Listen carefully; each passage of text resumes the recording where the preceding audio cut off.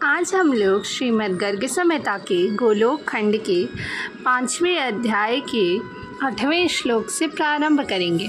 पिछली वीडियोस में हमने 7वें श्लोक तक ख़त्म कर लिया था, जिसमें हम देख रहे थे कि भगवान बता रहे थे कि जब धन्वंतरी जी इस भूतल से चले गए तो फिर सारी औषधियाँ दुखित होकर सुंदर स्त्री का रूप धारण की और तपस्या करने चली गई, जिससे भगवान श्री हरि प्रसन्न हुए और वर मांगने को बोला। तो उन्हें इतने सुंदर थे वो कि उन्हें देख के उन्होंने कहा कि हमें आप पति रूप में चाहिए। जिसके पश्चात श्री हरिरुवाच वृंदावने द्वापरान्ते लता भूत्वा मनोहरः भविष्यतः स्त्रियो रासे करिष्यामि वचश्च वः। भगवान श्री हरि बोले, औषधि स्वरूपा स्त्रियों, द्वापर के अंत में तुम सभी मनोहारिणी लता रूप से वृंदावन में रहोगी और वहाँ रास में मैं तुम्हारा मनोरथ पूर्ण करूँगा। क्योंकि ये औषधियाँ रूपिणी स्त्रियाँ थीं, इसलिए भगवान ने ये वरदान दिया कि ये मनोहारिणी लता रूप में वहाँ रहेंगी।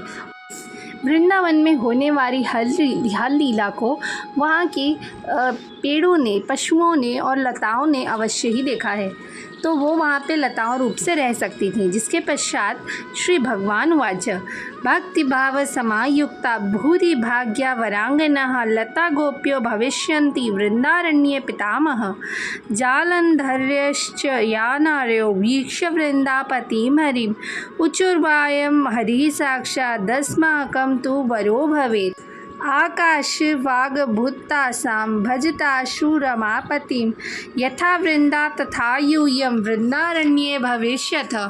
समुद्रकन्याः श्रीमत्स्यं हरिं दृष्ट्वा च मोहिताः ताहि गोप्यो भविष्यन्ति श्रीमत्स्यस्य वराद् व्रजे।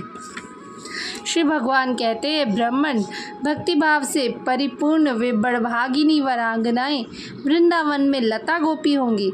इसी प्रकार जालंधर नगर की जो स्त्रियां वृंदापति भगवान श्री हरि का दर्शन करके मन ही मन संकल्प करने लगीं, ये साक्षात श्री हरि हम सबके स्वामी हो। उस समय उनके लिए आकाशवाणी हुई, तुम सब शीघ्र ही रमापति की आराधना करो, फिर वृंदावन की ही भांति तुम भी वृंदावन में भगवान की प्रिया गोपी बन होगी। मत्स्यावतार के समय मत्स्य विग्रह श्री हरि को देखकर समुद्र की कन्याएं मुग्ध हो गई थी। श्रीमत्स्य भगवान के वरदान से वे भी व्रज में गोपियां होंगी। इन्होंने यहाँ जल्दी में ही कई सारी होने वाली गोपियाओं के बारे में बताया, जिसमें उन्होंने कहा कि इन्हें लता गोपी नाम से जाना जाएगा। ये जितनी भी लता रूप में गोपियाँ होंगी ये लता गोपी होंगी।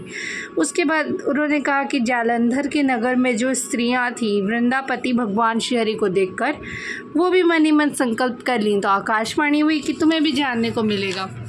उसके बाद मत्स्यावतार जो श्री विष्णु का पहला अवतार था, उसमें भी कुछ समुद्र की स्त्रियां उन्हें देख के मोहित हुई, तो उन्हें भी ये वरदान प्राप्त हुआ।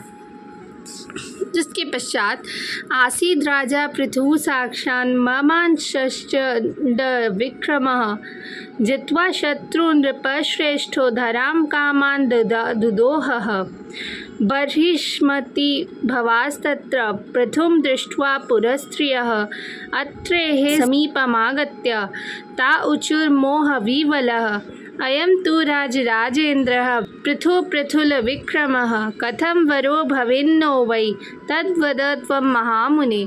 मेरे अंशभूत राजा पृथु बड़े प्रतापी थे। उन महाराज ने संपूर्ण शत्रुओं को जीतकर पृथ्वी से सारे अभिष्ट वस्तुओं का दाहन किया था। उस समय बर्हिष्मति नगरी में रहने वाली बहुत सी स्त्रियां उन्हें देखकर मुग्ध हो गईं और प्रेम से विवल हो अत्रि जी के पास जाकर बोली, महामुने, समस्त राजाओं में श्रेष्ठ महाराजा पृथु बड़े ही पराक्रमी हैं। ये किस प्रकार से हमारे पति बनेंगे, यह बताने की कृपा कीजिए। यहाँ श्री कृष्ण बताते हैं कि उनके एक अंशभूत थे जिनका नाम था राजा पृथु। वो बहुत ही प्रतापी थे और उन्होंने जितनी भी अभिष्ट वस्तुएं उनका दोहन कर दिया था। तो इन्हें बर्हिष्मति में रहने वाली कुछ स्त्रियां देखकर मोहित हो गई थी और उन्होंने जाके एक मुनि से पूछा कि हमें कैसे ये प्राप्त होंगे पति रूप में। धन्यवाद। आज के लिए बस इतना ही। हम लोग आगे के श्लोक अगली वीडियो में करेंगे। तब तक के लिए जय श्री राधे कृष्ण।